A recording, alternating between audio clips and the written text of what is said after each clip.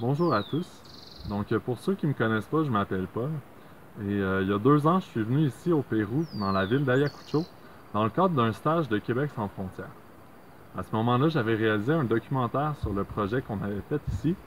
Je vais laisser un lien dans la description du vidéo au documentaire original.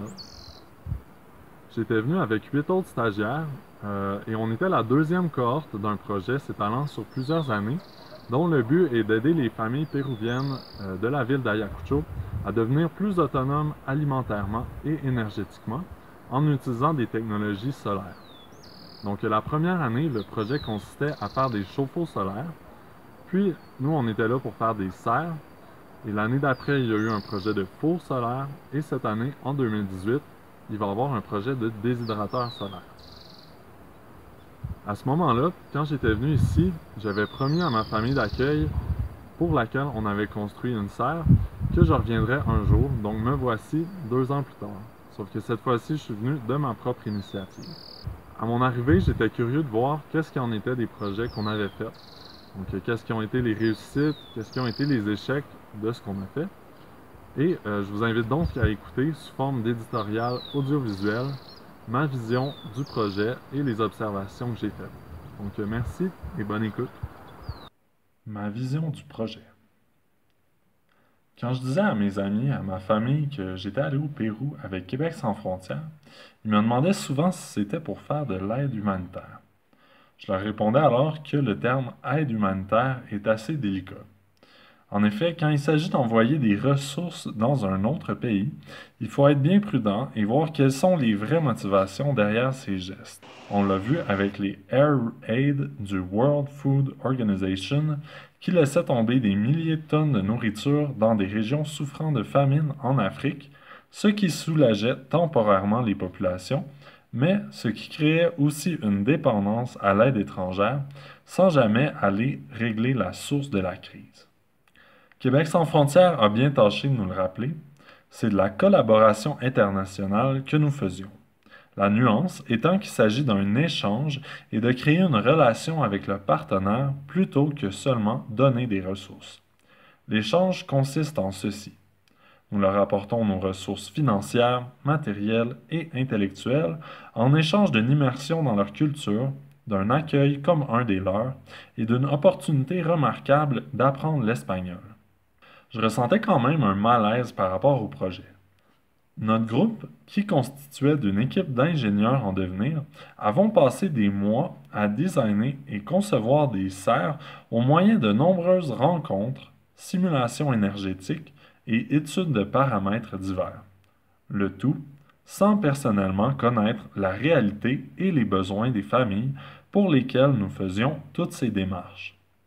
Nous sommes donc arrivés avec un produit développé à Montréal dans le confort de notre université pour des familles péruviennes. Mes observations. À mon arrivée, je suis d'abord allé voir la serre qu'on avait construite pour l'université d'Ayacucho. Sa structure était toujours intacte, mais j'ai été frappé de remarquer qu'il semblait y avoir plus de verdure autour de la serre qu'à l'intérieur. J'ai ensuite remarqué que le système d'ouverture de volets ne fonctionnait plus et qu'il avait été remplacé par une cheminée thermique. Puis, j'ai appris que le système d'arrosage non plus ne fonctionnait plus et que les étudiants utilisaient plutôt une chaudière pour arroser les plantes. Le microcontrôleur qu'on avait installé fonctionnait toujours, mais à quelle fin? Un bel exemple d'un projet élaboré par un groupe d'étudiants en génie qui passe de la théorie à la pratique. Ensuite, pour ce qui est des serres familiales, je suis allé les voir une à une en évaluant 3 composantes. Est-ce qu'ils étaient toujours en utilisation? Est-ce que la structure était toujours intacte? Et est-ce que le système d'arrosage fonctionnait? 6 des 8 serres qu'on avait construites étaient toujours utilisées pour cultiver. Pour ce qui est de l'intégrité de la structure, plus de la moitié des panneaux avaient été arrachés par le vent.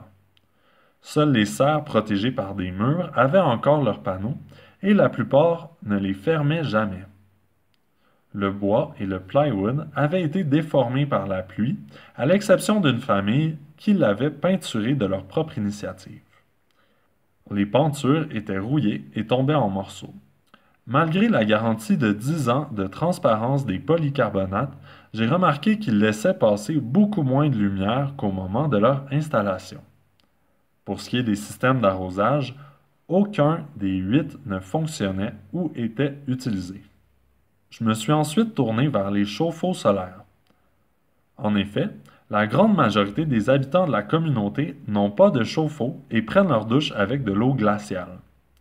Ces chauffe-eau avaient été réalisés avec des bouteilles de plastique dans le but de réutiliser des déchets et des tubes de plastique noir, encore une fois avec une garantie du manufacturier de 10 ans.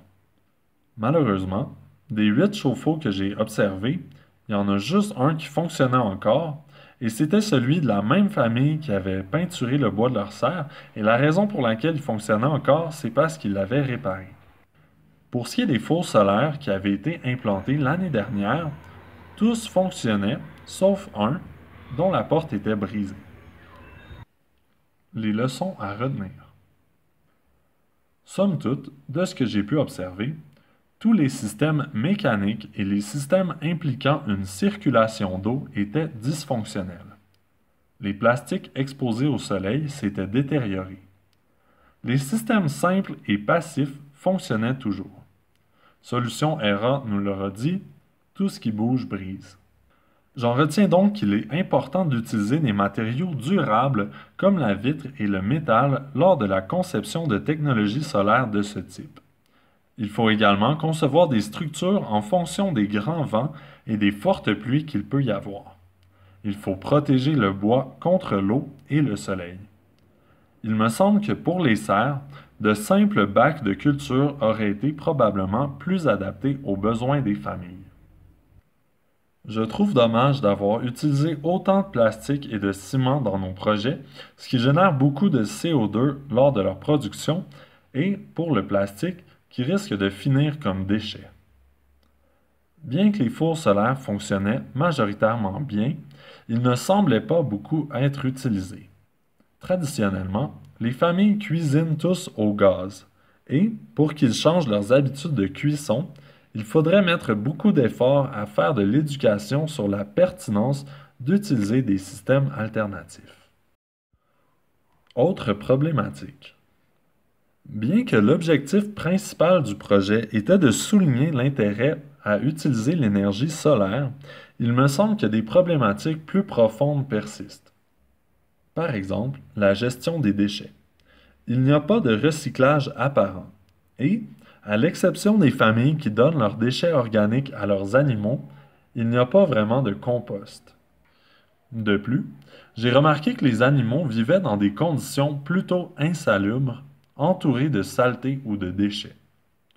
La gestion des déchets et les conditions de vie des animaux pourraient être des problématiques intéressantes à aborder lors de prochains projets et il me semblerait plus pertinentes que certains des projets que nous avons réalisés. Au final, on doit se poser la question, c'est quoi le besoin? Conclusion. J'ai énormément de gratitude envers Québec sans frontières, le Crédil et tous les autres organisateurs du projet pour tous ces apprentissages et afin de m'avoir permis de rencontrer ma famille d'accueil. Je suis très reconnaissant envers eux aussi, qui m'ont accueilli comme un de leurs fils et qui m'ont offert l'amour d'une grande famille bien nombreuse, chose que je n'ai pas vraiment connue au Québec sur une base quotidienne. Mon souhait avec ce petit film est d'inspirer les prochains stagiaires et les gens à la maison à utiliser des matériaux sains et durables et à se tourner vers des solutions simples et passives dans leurs projets. Les technologies n'offrent souvent qu'une solution temporaire à nos problèmes au coût d'un influx constant de ressources, d'entretien et d'autres technologies pour les maintenir en place. La nature est si riche, belle et résiliente. C'est à mon avis en cherchant à vivre en harmonie avec elle et en se tournant vers des philosophies comme la permaculture que nous trouverons notre salut.